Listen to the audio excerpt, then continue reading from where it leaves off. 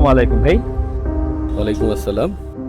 ভাই এই যে আপনি রাস্তায় কাপটি ফেললেন, এটা কি রাস্তায় ফেলার জিনিস? আমরা সুযোগ পেলে যেখানে সেখানে ময়লা ফেলে দিই, এটা তো ঠিক না। আমরা যদি সচেতন না হই তাহলে দেশটা কিভাবে পরিচ্ছন্ন হবে বলেন তো? প্লিজ ভাইয়া, কাপটি যদি একটু তুলে নিতেন। ঠিক আছে ভাই। দেশটা তো আমার, পরিচ্ছন্ন রাখার দায়িত্ব আমারই। আজ থেকে আর যত যত ময়লা নয়, পরিচ্ছন্নতার হবেই জয়।